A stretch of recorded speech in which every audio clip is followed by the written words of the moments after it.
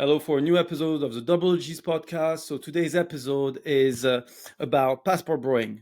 To passport bro or not to passport bro. My guest today is a random Jewish guy from Twitter who happens to be of Ukrainian origins, but ended up being in New York and then moved away to rural fucking Japan, right? Not even in Tokyo, everything, right? And he came Not even in across into Tokyo. not even in Tokyo, right? And he came across my feed making good answers and everything, and reached out. And I was like, hey, you know what? Actually, why don't I have a conversation with this chap? He has actually some nice stuff to say. So we had a conversation, and I was like, you know what?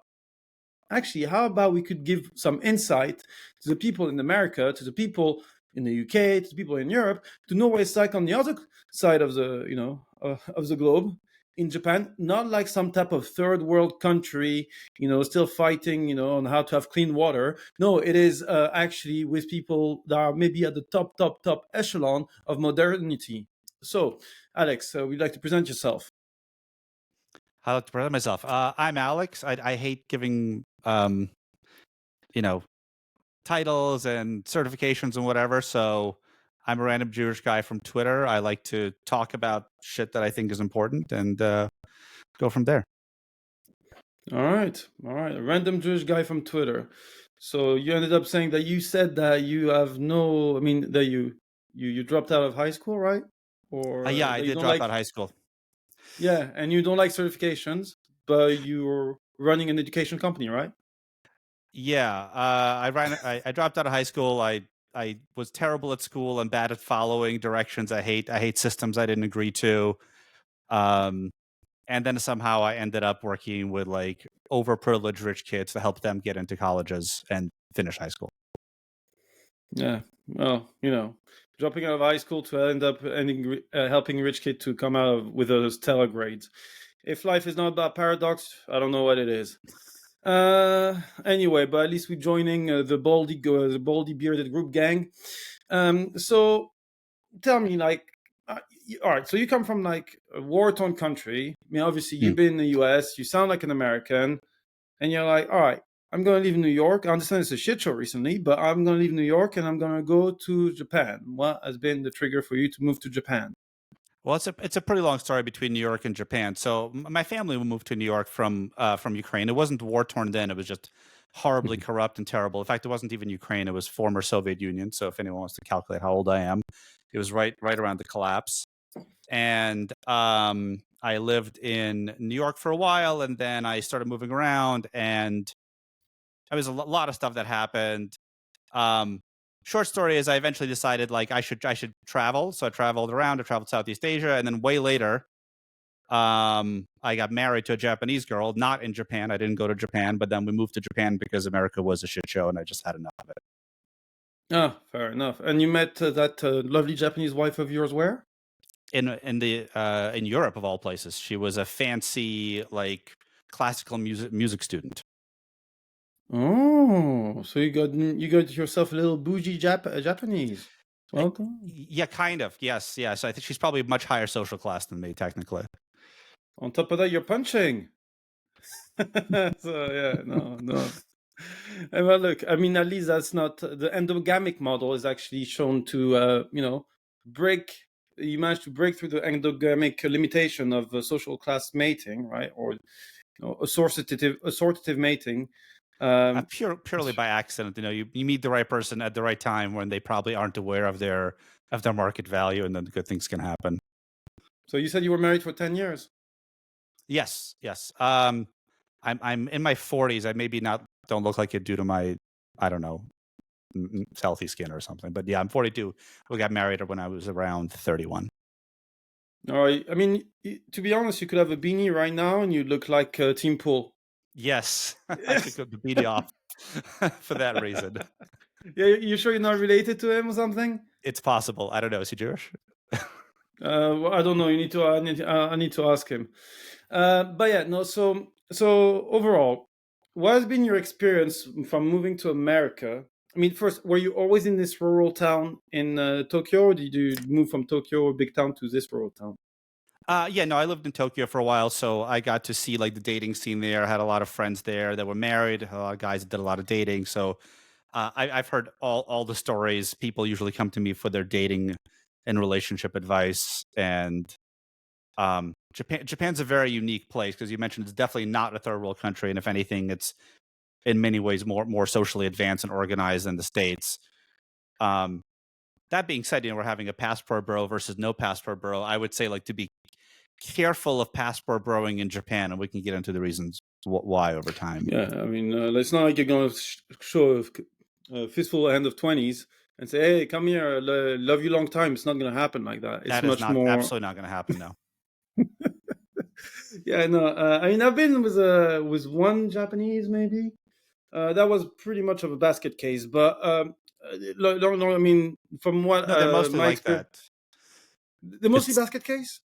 Yeah, well, to us this seems like being a basket case, but they have such a vastly different culture than us that like what we consider normal interaction just doesn't really work. Hmm.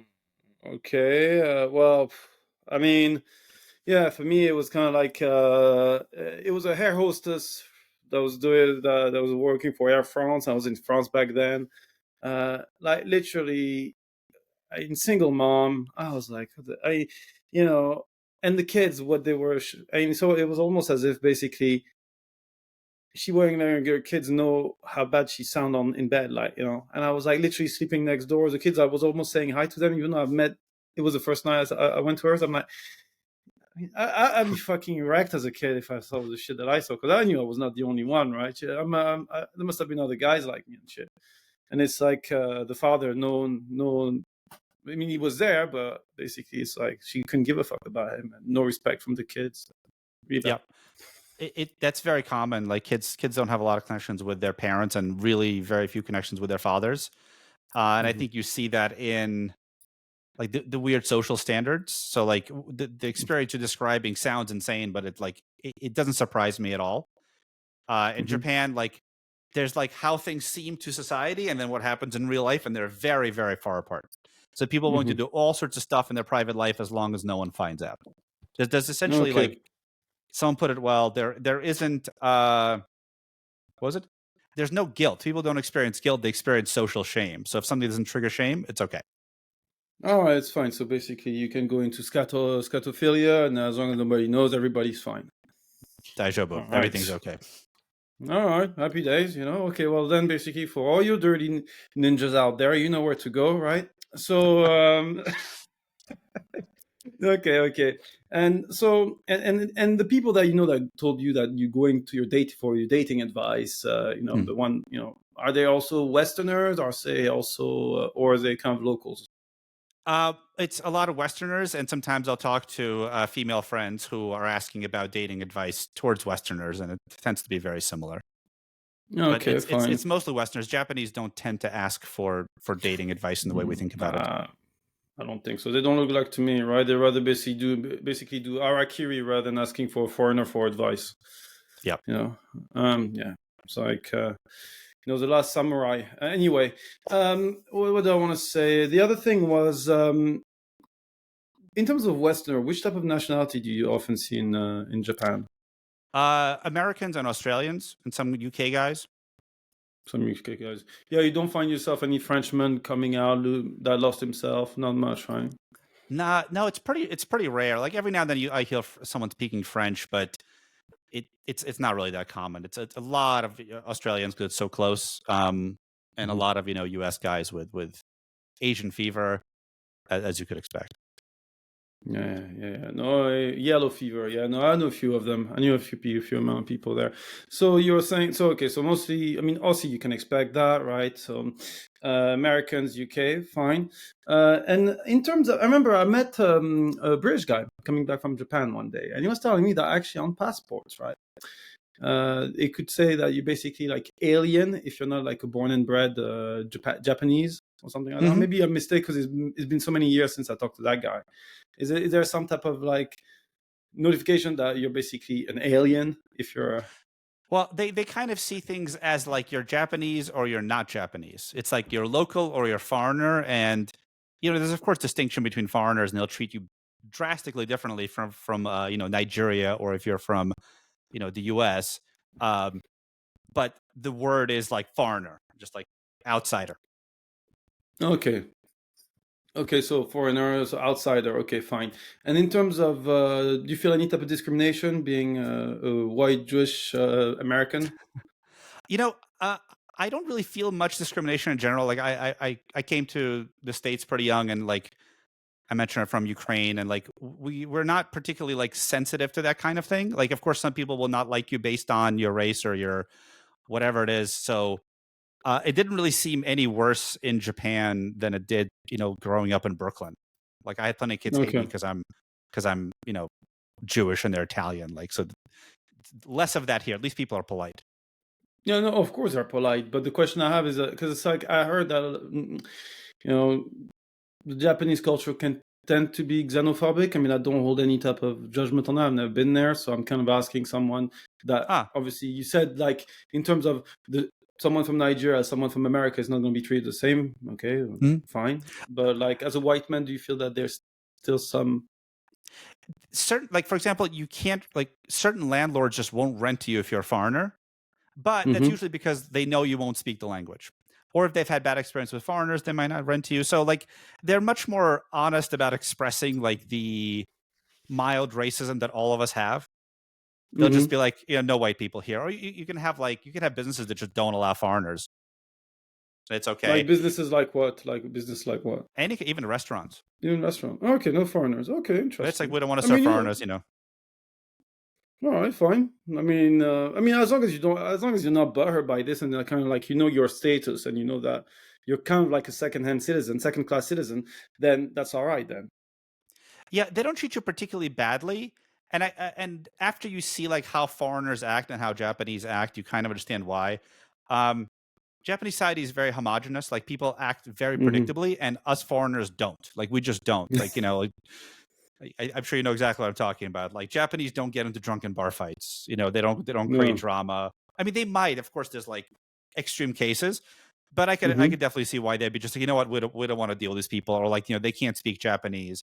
Um, Japan is kind of like the U.S. in that like it sees itself as the center of the world. So I guess we're talking about passport broing. Like the guys who Mm-hmm. come here to passport bros, like there's definitely some interest in like, oh, you're American, you're white, that's cool, but it doesn't really give you like a massive advantage. People aren't like, oh my god, you're white. Wow, it's not like that.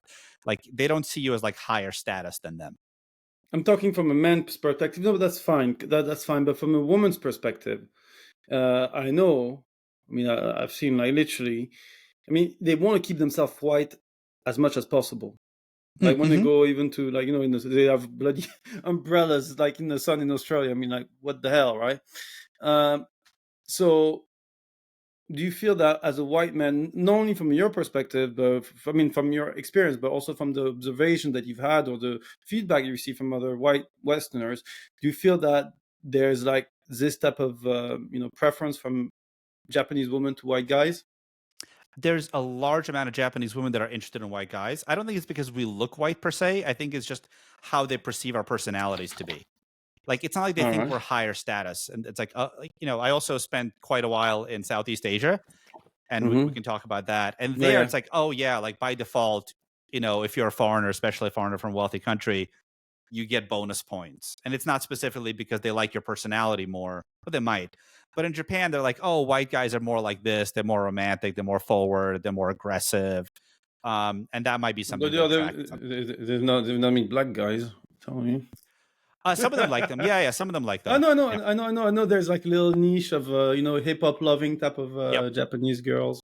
No, I've got a friend that is really into. He knows his shit. I'm not from, but yeah, no, no. So it's so in a way, because there's not as much of a wealth gap between Japan and the West, it's less to do with let's say, how could I explain that? How to geographically arbitrage under economic underpinnings. Yes. Meaning by that that actually the attraction could be more genuine as it's not driven by wealth dynamics.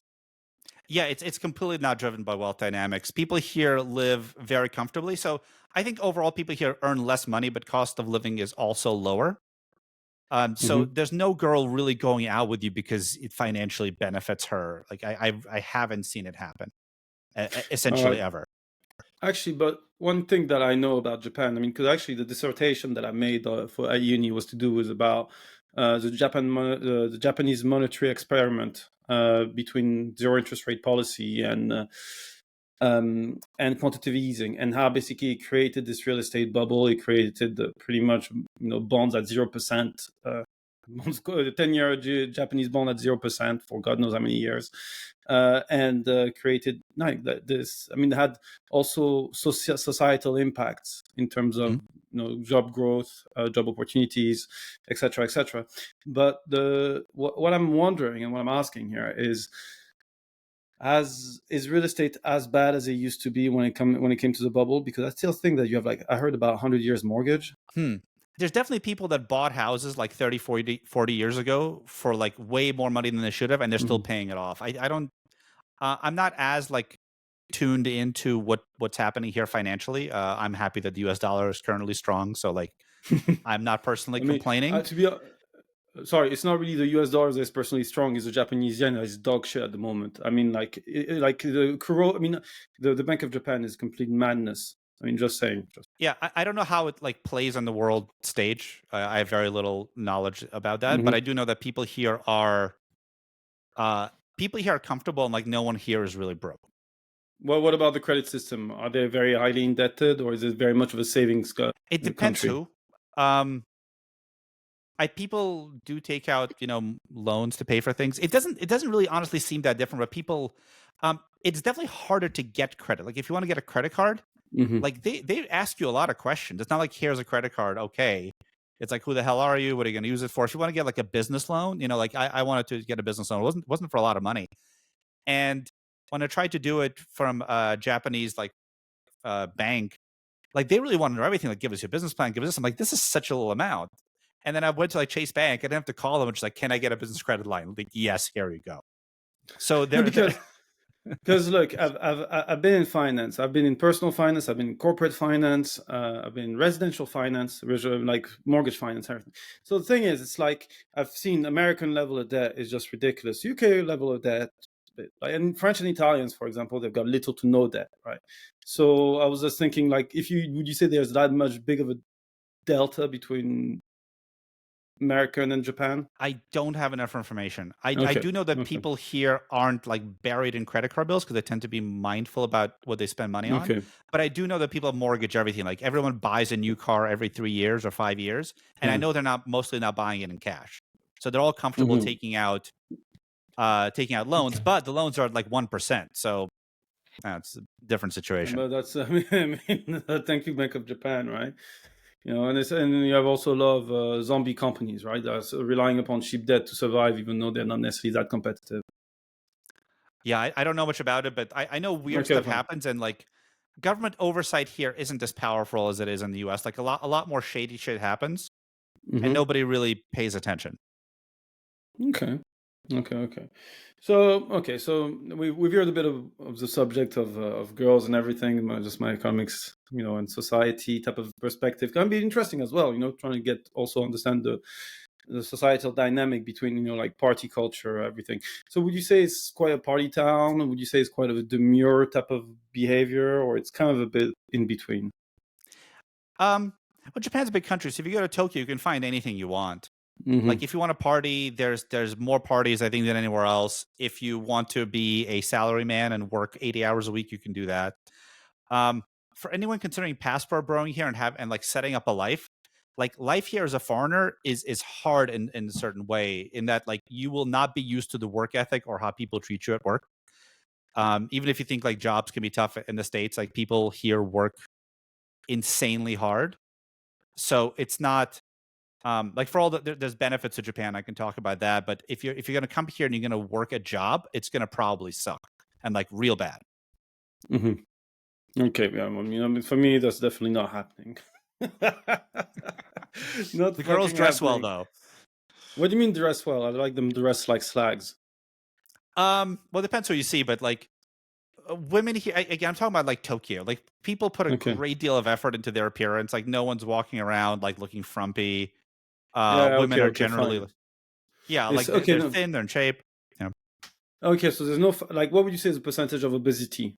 It's so low that if you see someone who's obese, you're like surprised. Okay, well, can you hear that, Americans? Can you hear that? It's like you can literally like get out of fucking fat Alberta. You can come to here and you're gonna have very nice, small, thin waist lingling. So that's something to look forward to. And dressing like, I mean, because to be honest, like what I'm hearing here in London, it's like fucking New Balance, fucking Crocs, fucking Birkenstocks. I mean, like you have it's like New Balance. It's like what is it? New Balance. It's like fucking dad shoes, right? Then you've got Birkenstock, which is fucking German tourist, attire. And then you've got all those women with like their fucking high waist to basically cover the fact they're fat, high waist jean to cover the fact they're fat, baggy shit, and it's like you just think, oh my god, just like go away, watchers, bitch. I'm like seriously, like just nah. No.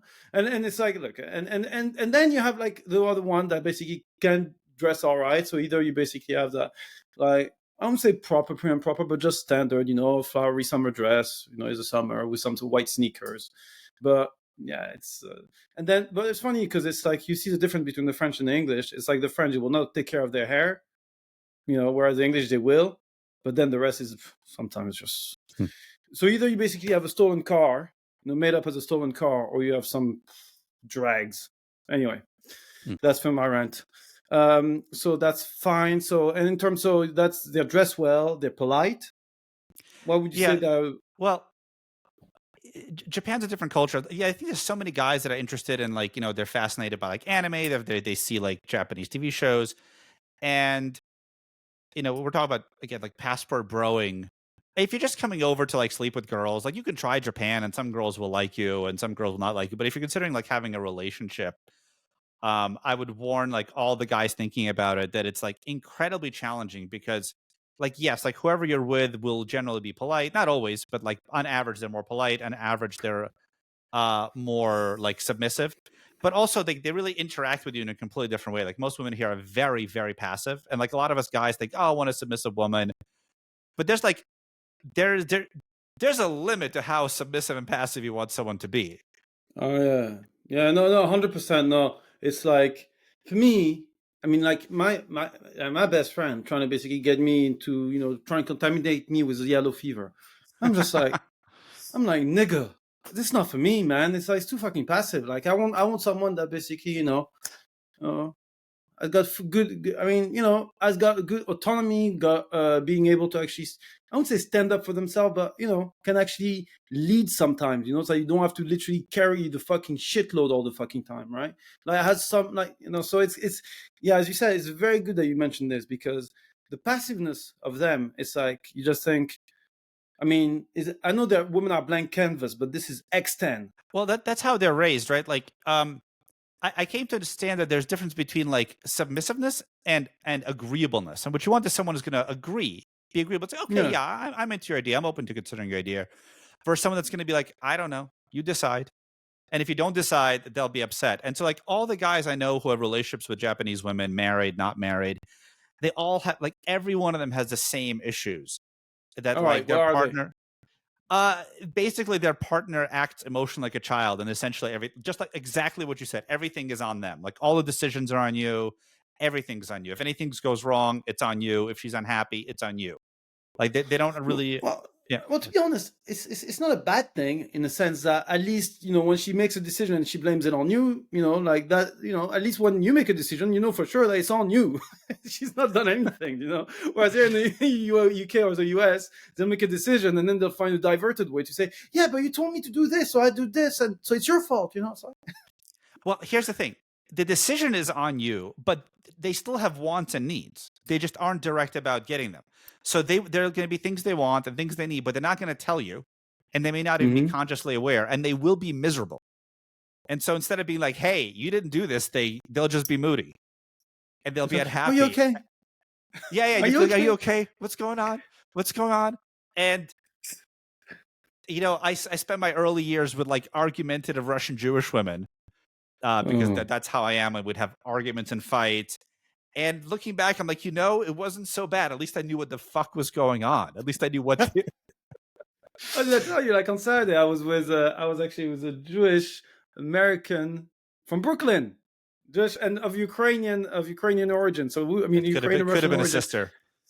Oh yeah, man. I was like, like at an like managing director level, all that stuff. I mean, to be honest, she was not really argumentative. She didn't have like that strong American accent and everything. But I mean, I've been with boss bitch, and oh fuck my life, man. I mean, don't get me wrong; they can be good in the sack, but that's about as far as it gets. Otherwise, it's fucking headache and just not head. Yeah, you want somebody who is agreeable but not a pusher. Basically, like a really good analogy I saw is like you want someone who's like a first officer. They're capable enough to run their own ship, but they understand hierarchy and they're like, all right, you're the captain. I'll accept your decisions and I'll implement them and Exactly. I'll be good at implementing them. Versus just like I don't know.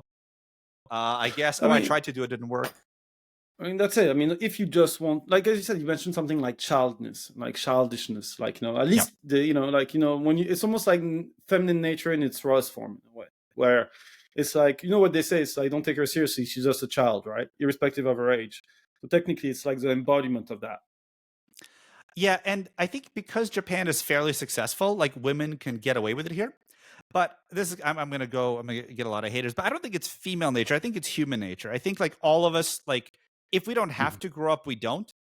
Because I've seen men like that too, right? Or like if you have like a Mhm. particularly good looking man, um, they'll act childish when they're old too, just because they can get away with it. Like if there's nothing driving them to take responsibility and authority and autonomy, they won't. It's just that women tend to be able to get away with it, especially in Japan, because they can't. Mm. Society's stable. You don't have to really worry about anything. Guys will take care of you. Like some guy will work There's 80 no hours a security week. issue.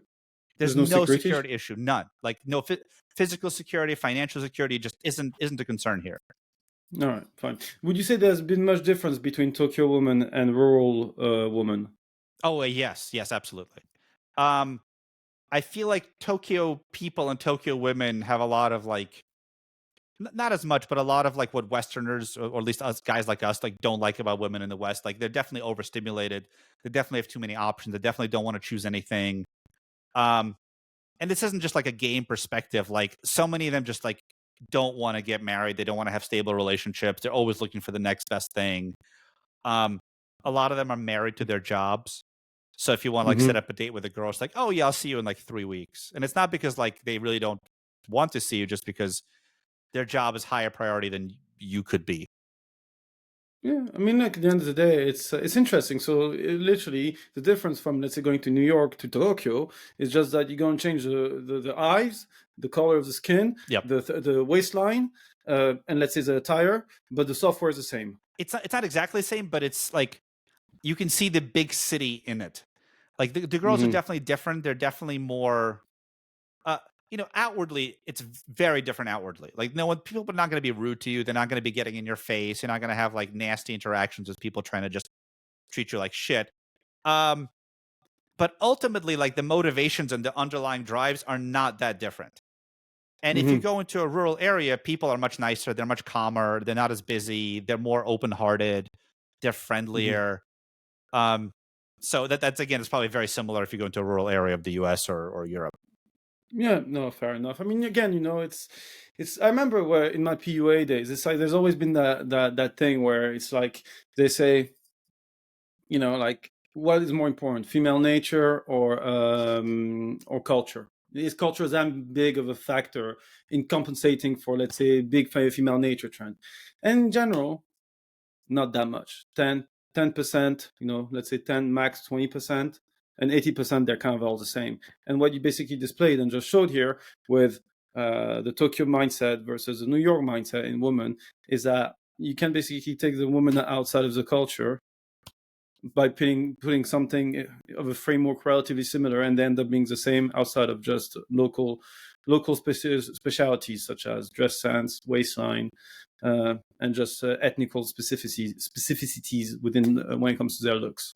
So There's also a big difference in just like how people interact with each other. Like people in the West tend to have even the women that guys are like, oh, you people, like we hate on all the like modern Western girls, but like they still have massively more self-awareness than women, and I guess than people in general in Japan. Like it's not a country high on self-awareness and self-reflection. So people don't know really, why they do what they do. They don't know why they say what they say. They can't really articulate the reasons behind their decisions. mm-hmm. Whereas in the US, Or maybe they'll give you reasons. or maybe would you say, because like I had feedback from, let's say, close relatives that have traveled a lot in Southeast Asia, part of their job, everything, and they were telling me that there's very much of this culture of saving face. Yes. In Okay, no, because it's like, but in China, mostly in China, but I wasn't sure so much about in Tokyo if you had as much as that in terms of the saving face culture. I think that's Asia in general, because when I was in the Mm-hmm. Philippines, it was similar. Like, people would lie to your face, but like they don't want to be found out. Like, people will say things to look good now, like, oh yeah, I'll do that, and then they don't. And that's definitely about saving face. And Japan is like that, but Japan is much more elevated. They have much higher skill level at that. I don't know many people in China, but I suspect that it's similar. Yeah. Okay. No, I mean that's so. So in a way, maybe some of the communication that they may not necessarily be willing to say to you is more about them, maybe as well, trying to save a situation, save a setup. If you see what I mean. Sometimes yes, but there's people who I've been very close to and I had deep conversations with, and they really can't articulate a Mm-hmm. lot of their motivations. Like, even if they try, like, oh wow, this is like how like a 7-year-old or a 5-year-old would talk about things, Okay. not like a 30-year-old. All right, fine. So we were talking earlier about the challenges that your Westerners. 'Cause I think, for the audience to try and understand. Okay, well, look, maybe you like Chinese or Asian or Japanese, whatever goes, right? Well, so we're talking about challenges when it comes to relationships. So they're very passive, right? They're very passive. It's almost like you have to guess what the hell is going on. What other type of common issues you find that Westerners have with Japanese women? That one sounds like a small issue, but like it's basically an all-encompassing issue, and we don't realize how big it is until you encounter somebody who is just that passive. Because it's not about like in a certain Mm-hmm. sphere of life. They're that passive about everything. So you can't like Mm-hmm. have a conversation and make like a decision. Like, people here, how do I say it? They're like output only. Like, you can't really have like, it's very rare to have a logical conversation about decision making. Like, people kind of like, you're gonna say that's women, but like, here it's everybody, right? It's like you try to convince somebody of something you can't. Like, they've already decided, they don't know why they've decided, and you can't change it. Oh, okay. If you're not in the debate mode, that may not be a bad thing, right? So, okay. And so you mentioned about, okay, so how come you know about, so you mentioned a bit earlier, maybe in the pod, but earlier in our conversation about the Philippines. Hmm. The Philippines. How come you know about the Philippines, and tell us a bit about what you know?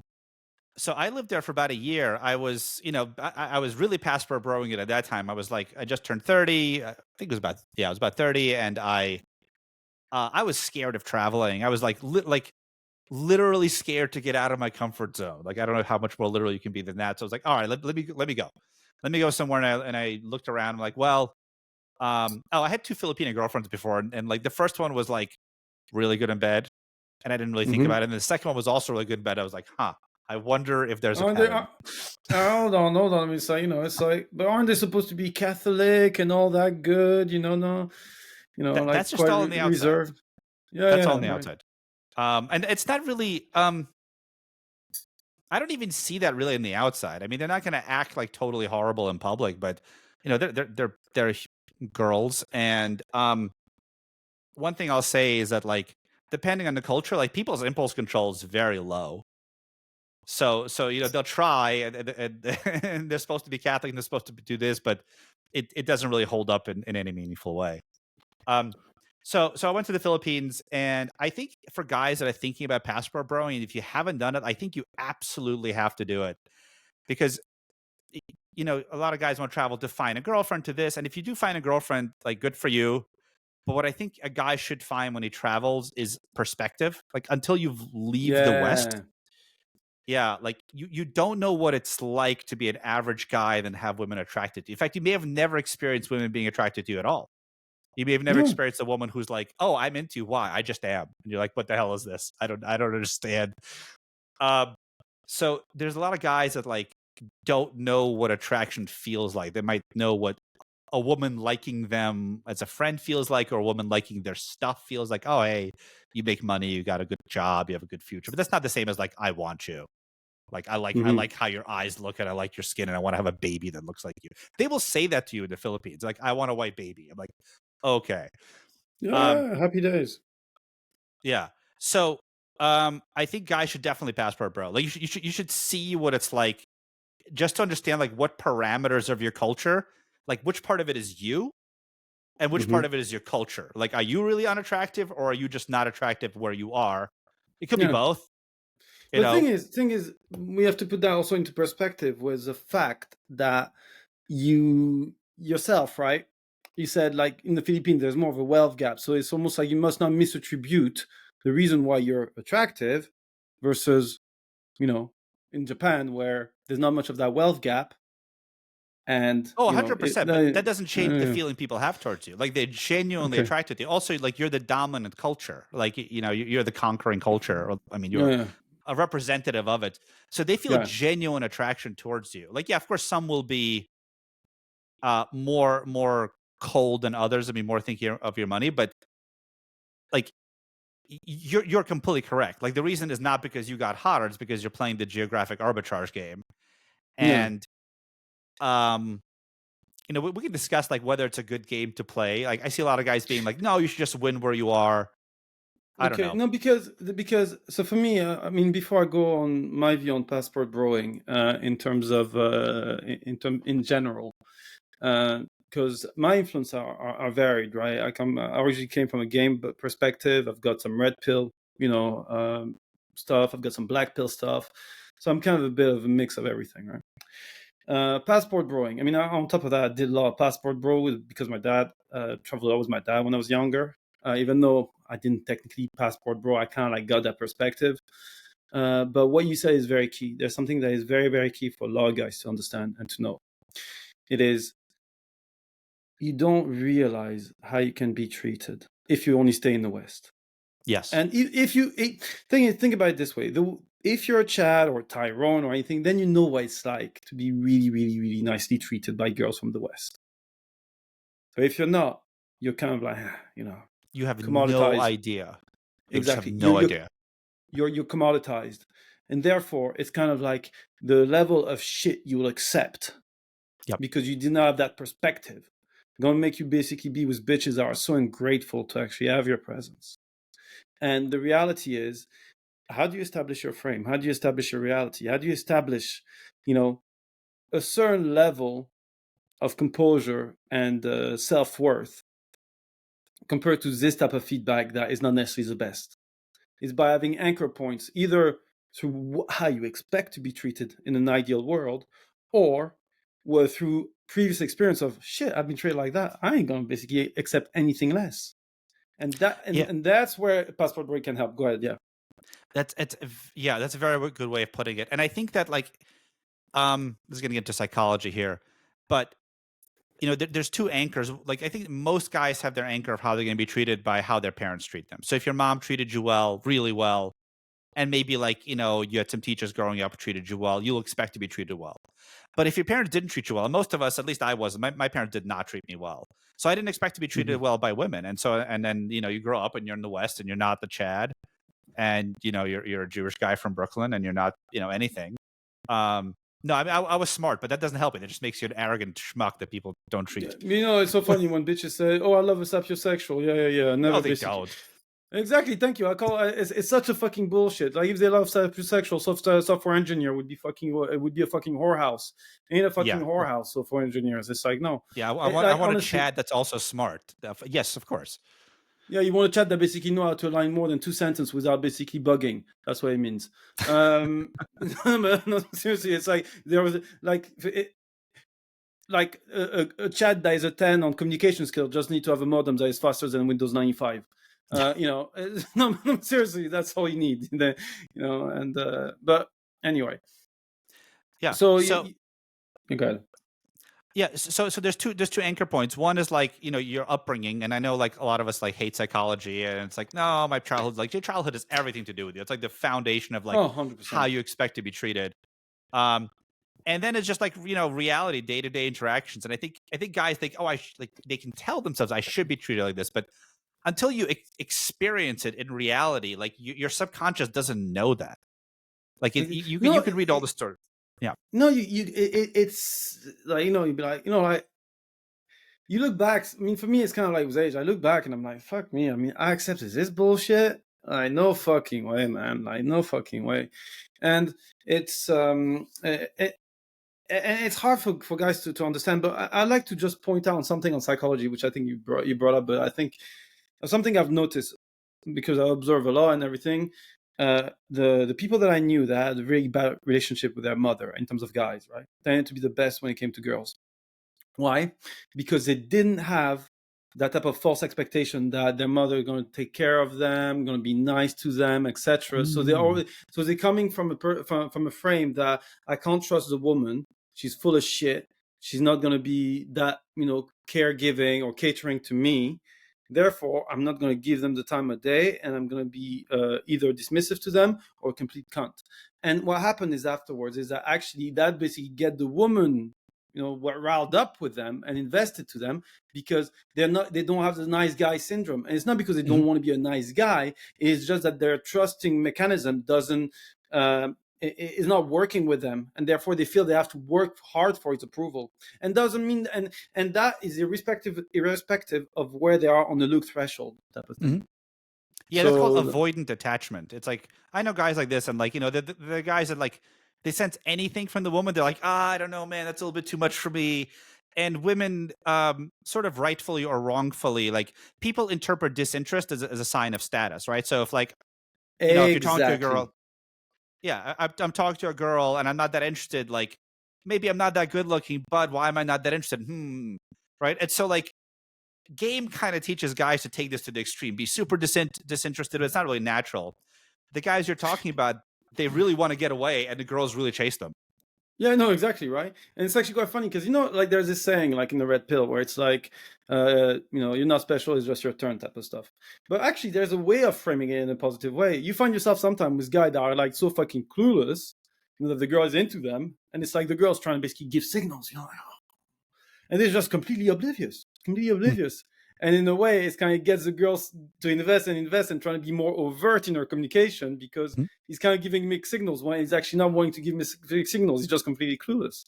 So it's kind of like that. Sometimes it works, yeah. Yeah, no, right. And I said to them, look, just, whenever a girl shows interest, I said, just be amusedly coy-ish about it. Amusedly coy-ish about, maybe it's not me, just my turn. Advice like that, if you can do it, it can work. But I think it's hard for guys to do it. So you mentioned like the type of guys who are sort of like basically they just pull away. They by default they pull away. And there's two types, right? You can be like the guy who pulls away, or you can be the anxious person. I was like that, and that's the guy that's like the nice guy. It's like, oh no, she doesn't like me. What do I do? How do I get her interested? And like that never works. Type of stuff. No. Yeah, it's horrible. No. And you can try to be avoidant, but it just goes like directly against your nature, so it doesn't last long. It's like, for me, I'm not really much of an avoidant, like, the attachment style stuff. I'm really not a believer of that. I'm just like, for me, I'm really much of a perspective of, when it comes to women, like, women are like cats, women are like cats. So it's like, the more you're trying to chase them, the more they basically run away, and the more you basically pull back, the more they come back. And guys, there's a reason why guys prefer dogs than cats in general, is because they like the positive feedback loop, of the dog chasing them, right? Whereas women most in general prefer cats. I like cats, so that tells you that. I think. Yeah, but that's it. Maybe you're avoidant. This is your avoidant, man.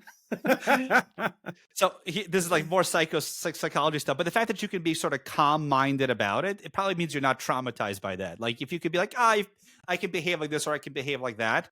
That means like you have a healthy mind about it. Whereas, when I was younger, I look back, I'm like, oh my God, I couldn't fucking like let shit go. I couldn't leave girls alone. Like, I was terrified they'd abandon me if they show any interest in me. I was so messed up. And so yeah, it was when did that shift? Quite hard. When did that shift?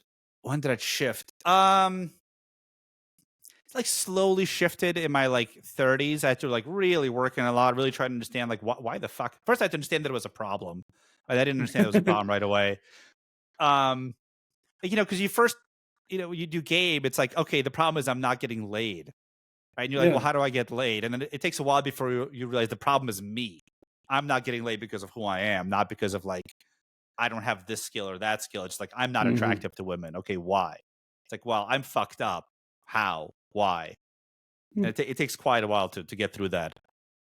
And in terms of, I mean, going back to the Philippine conversation, so it's like with the Philippines, it's like, what would you say is the biggest difference between Philippines and Japanese girls?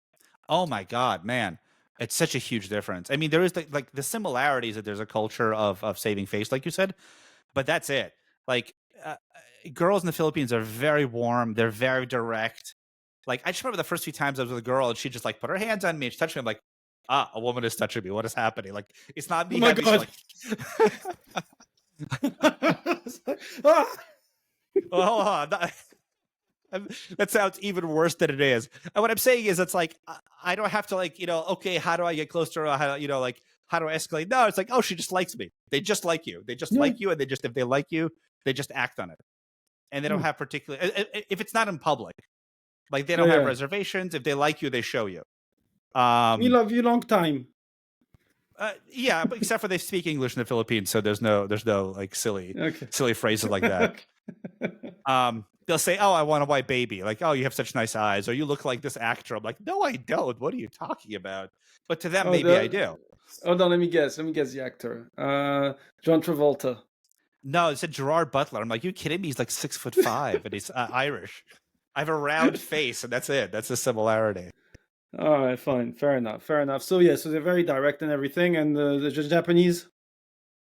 Japanese are very indirect, and they're very good at self-restraint. Japanese are very, very good at like socially engineering situations. They're it's like high-skilled indirection. Like, oh, I'm sorry, I'm busy. Like, oh, my boss called me in late. Like, they really don't want any confrontations in any way. Yeah. And Philippines are much more direct and much more warm. And I think like any guy who like wants to experience like kind of like simple human female attraction should like go to the Philippines and like just date a nice girl. Don't date 20 of them because you're not gonna learn anything new. No, because I mean it's interesting because it's like so I told you I've got a friend who's into yellow fever and everything, and he has a typology, like he categorizes the girls in Southeast Asia in 3 different categories, right? It's like first world pussy, second world pussy, third world pussy, right? So so first world pussy is like the Japanese, the Taiwan, the Chinese, right? Hong Kong, all of that, right? Philippines is third world pussy. So in a way, what it means is kind of like they're going to be more Western like in the first world than in the third world, and they're going to be more. They'll be easier in the TWP, shall we call them, right? Than the FWP and mid tier, which is I don't know. I'm not sure if he puts Thailand in mid tier, or if he put them in third tier. But the point is, it's almost like there's, how do I say? The lower you go in that categorization of women, the easier and the more, let's say, geographical arbitrage you can make. Oh, absolutely, 100%. I mean, there's no doubt, right? You go to a country where the average salary is like $400, $500 a month, like you're going to be treated differently, than Japan, where like the buying power is more or less the same in the States. But also like the culture is different. Japan again is like more cold, many more boundaries. People are more distant. People in the Philippines are just like very kind and friendly towards each other and towards people in general. Mm-hmm. Not everybody, but like overall, the center is different. All right. Because also there's another factor that comes into play when people are doing the passport bro, when it comes to geographical arbitrage, is the height factor. So like if you're short, there's like, like for me, I'm 6'2", so I'm blessed, right? But for people that are less blessed in terms of height, for guys, right? Would you say that the Japan is as good as the Philippines for height purposes? Because I know Philippines tend to be quite small, right? They're all pretty petite. I think Philippines are even shorter. I'm 5'8", so like I'm not tall anywhere. Although sometimes I feel big in Japan. Like I'm not tall, but like I'm just not. It's like that. It's like that Martin Solveig song, "Big in Japan." I don't know. Yeah. So people like treat me like I'm a scary person, even though like I'm just like a very not anything. I think if you're too tall, like you start reaching into the like, okay, that person's a bit of a monster territory. Yeah. So some No, girls will have. Yeah, go ahead. so as a 5'8" guy, would you say that you're above average height in Japan? Probably, Mm-hmm. maybe. I think the younger generation's a little bit taller, Mm-hmm. but overall, like it's very rare that I find a girl that like is too tall or thinks I'm too short. Like it's. I know it was definitely a thing when I was in the States, especially in New York, Mm-hmm. and it's Yeah. just definitely not a thing here at all. And it's absolutely not a thing in the Philippines. Like everyone's just so petite that like you can be 5'6", nobody cares. No, because that's the thing, right? Like, I know, especially like dealing with people, with some guys that maybe a bit shorter, and everything, and they'd be like, like, especially if people are on dating apps, it's everything superficial, Yes. and it's harder for you as a guy, if unless you approach, cold approach, to make your mark as a guy on the shorter end of the spectrum. It's Yes. harder. Therefore, geographical arbitrage would be one of those exceptions. Why I would say, you know what, in the superficial world where people make quick value judgment on you based upon superficialities, especially through the apps or other type of filtering mechanism, geographical arbitrage is a good thing for you to do. I mean, that's what I would say, right? And Absolutely. also it really also depends upon your personal taste, right? I mean, for me, for example, I'll use a personal, like on Friday evening, I was just going out, and I met like this girl that was from Bali, right? Bali, Indonesia. What was like, what was the thing, and that's quite interesting. It was like she was so thin, so I could grab her like this, like, and fucking like throw her around and shit. And I was like, and it just felt so unnatural compared to I mean, they're not chunky, the girl I go for, but like, just it's almost like, Normal sized. and it's not normal size. I think it's like I go for slimmer girls here, but it seems like they're bigger frame by nature, being Western European, than Yes. being Southeast Asian, holding everything else equal, and it felt just nice. Even though, and the thing is, I wasn't like, normally I'm not interested in Southeast Asian girls. I mean, like, they're not ugly, but they're just not my type, right?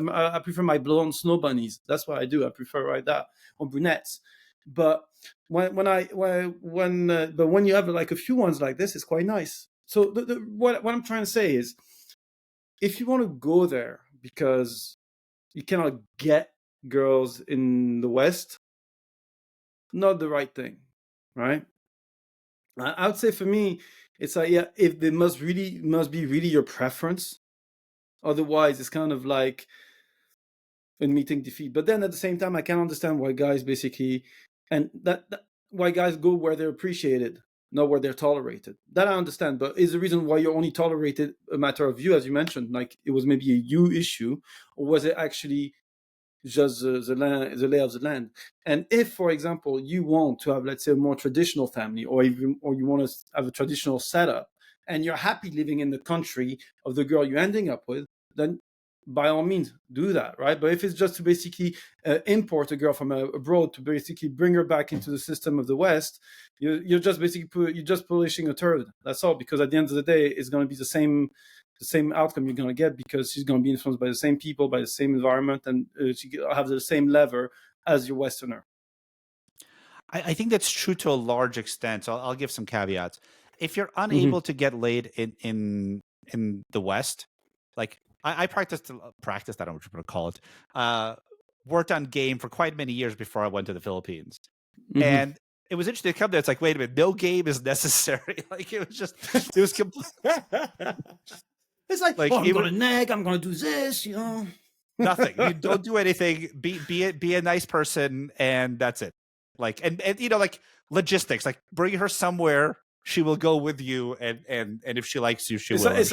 It's like what your mom told you. Oh, just be nice to a girl. Yeah, it works. It works if the girl sees you as having enough value. And I think what's happening in the West, especially now, because most of my experiences from it's not that long ago, but it's long ago in terms of like culture. Like culture has really shifted. Mm-hmm. And so for guys that are online and competing with other guys that are online, women have like extremely unrealistic expectations of what exists in the real world. So, and the women in Southeast Asia, they don't. Like, yes, they see Instagram, but they're not looking for an Instagram model. They're like, I'm hungry. Well, I'm probably not hungry, but like, I need money to support my parents. I just want to survive. I want to have kids. That's what they want. Yeah, They're not simple. It's like, not like I don't want my Louboutin or I want my Jimmy Choo type of shit, yeah, right? yeah, yeah. It's none of that. And so if you are nice and you're providing that and you're attractive enough, which means don't be horribly unattractive.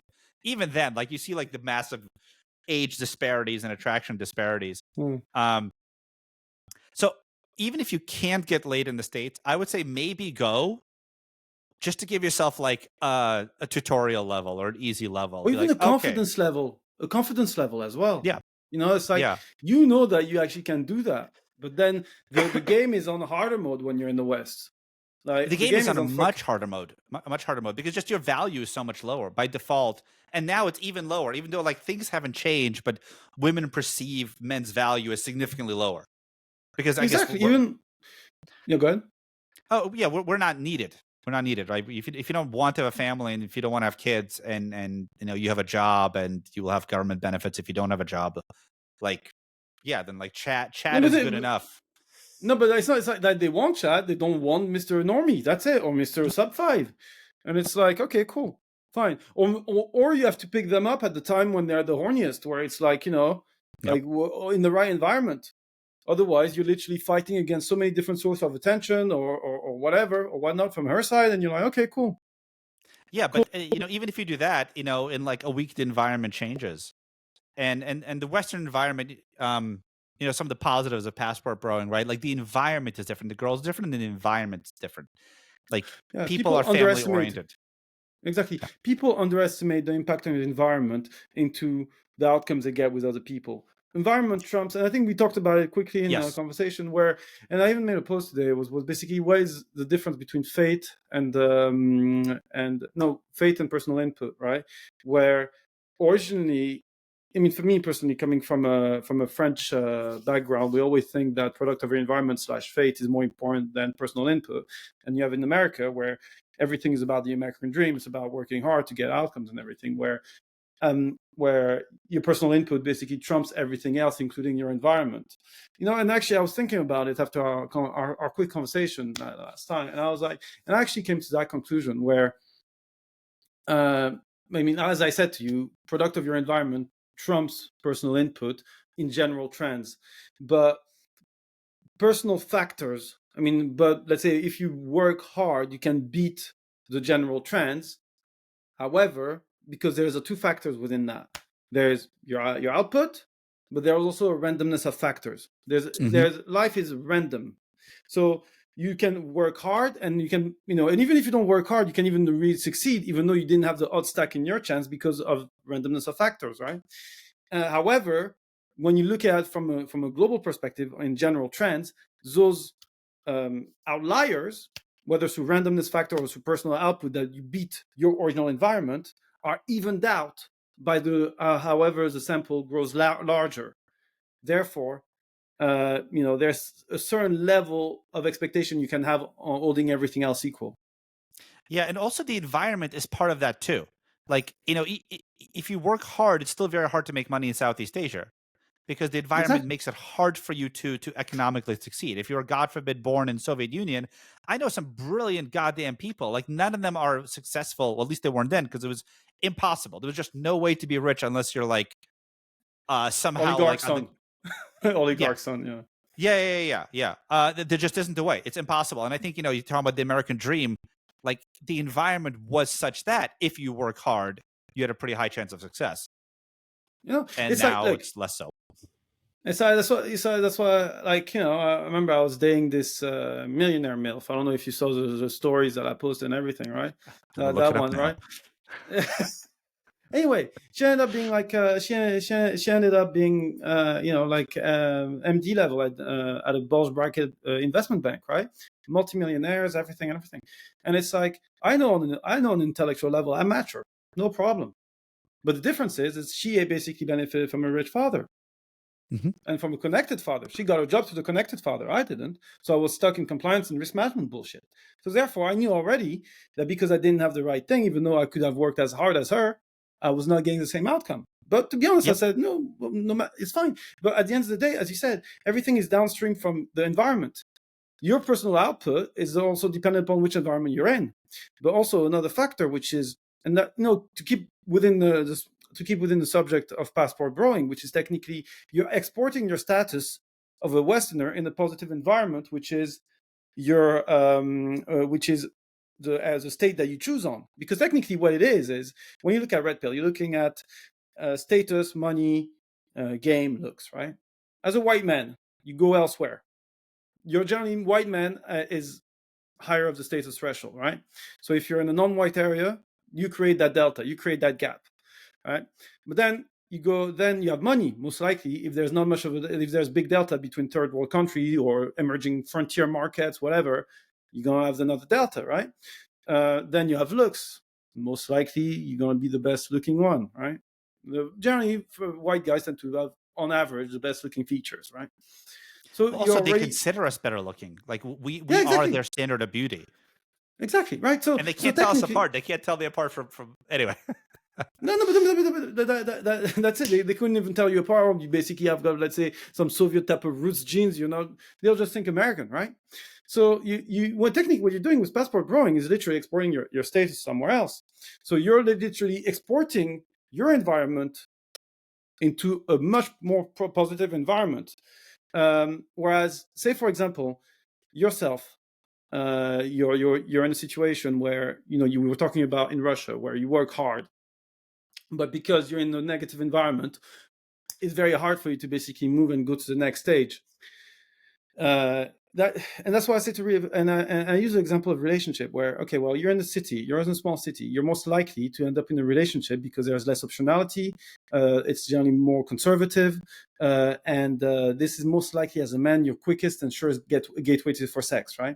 But if you become older, for example, depending upon how young you are, you're more likely to end up in a relationship because you're more accommodating. Also, it's another surest way to get sex. But as you get older, you become more demanding, you have higher standards on both sides, I'm talking. Yeah? And then you know what to expect and will know what to expect because you've been through or you've seen through enough not to. And then and again, same thing with the looks. 80% of your looks is gene dependent. You can obviously improve on extra things and have personal characterial traits that makes it more attractive, but there's so much you can do, right? Everything is environment. I'm not going to be 6'2". I've tried. Well, you can they do extension. Oh, that's right. That's right. Yes. I guess it is possible. But yeah, no. But other than that, do you have anything that you'd like to share in terms of insight, in terms of what would you say are the biggest takeaways for guys that would like to passport bro to bear in mind, knowing your experience in the Philippines and Japan? Sure. So I'll talk about the Philippines because that one I feel like Philippines is more really passport broing than Japan. Japan is going to like a parallel universe, but you're not really like switching worlds, right? You're not going to a third world country. So I think if you're considering passport broing, like one, do it, as we mentioned, we agreed, like you have to get the perspective. If you're not having success, or even if you think you're having success and you feel like something's missing, like go and see what it's like when people treat you completely differently and what it's like to be in a different environment. See what it's like to be in an environment where people are more family oriented, or at least they're more relationship oriented. But on the other hand, there's lots of negatives, and guys that go there that are clueless and have no game, they get fucked over too. It's not like it's heaven. It's not like it's sunshine and rainbows and everyone just loves you. Like those girls are fucking cunning. Like they know what they're doing. Like I would hang out with girls like, oh yeah, I got like 3 boyfriends. Each one of them is sending me a few $100s a month. They're feeding them sob stories. Like whatever tactics and whatever options they have to extract resources. This isn't me saying like women are bad to extract resources. Like people want resources, right? So like, they know how to get them. And instead of getting it by working, they get it by being sweet, by being, compliant, and by fucking around with you. So it's like sweet fucking, right? Yeah. It's sweet fucking. You're gonna get fucked over, but you're gonna feel good. You're gonna feel good about it, right? It's like here in the West you have hate fucking. Here in the East you got sweet fucking. Yeah. So you'll feel good about it. You're like, oh yeah, your mom got sick, your pet needs a hospital, like whatever. Yeah. So I'm tempted to say, guys, watch out for that. But like the guys who need that message won't listen until they've experienced it. Oh yeah, I'm one of those guys in general. I need to live it in order to kind of all right. I got burnt, right? So okay, no more cream pies. Okay, fine. Right. This type of shit.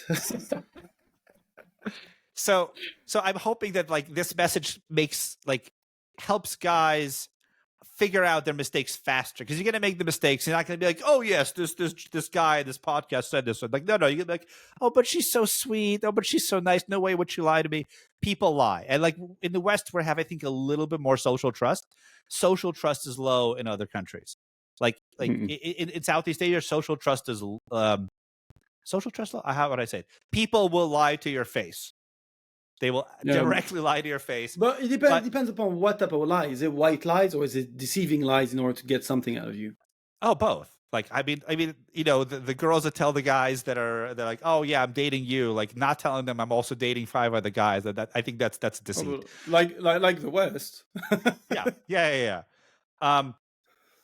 So there'll be a massive perspective change and awareness of like, oh, there's things in the West that are good, like utilities work, your internet works. Like when a business makes an appointment with you to install your like whatever it is, they will probably show up. Southeast Asia, it's not going to happen. So a lot of guys have this like fantasy of like, oh, I'm going to go and start a life there. Like it's going to be way different than you expect, and you probably won't want to do it. Well, anyway, Alex, thanks very much for joining the podcast. I think it was a really interesting interview in terms of getting a little bit of insight about Japan, about the Philippines, about passport drawing, about societal change, about everything revolving around. I'm going to close this off, guys. I hope you're enjoying those type of little one-to-one interviews I make with people on Twitter, which I think have got really interesting things to say. Pleasure to have you, Alex, and we'll most likely be keeping tab on one another in Twitter. Yeah, man. Thanks for having me. No worries.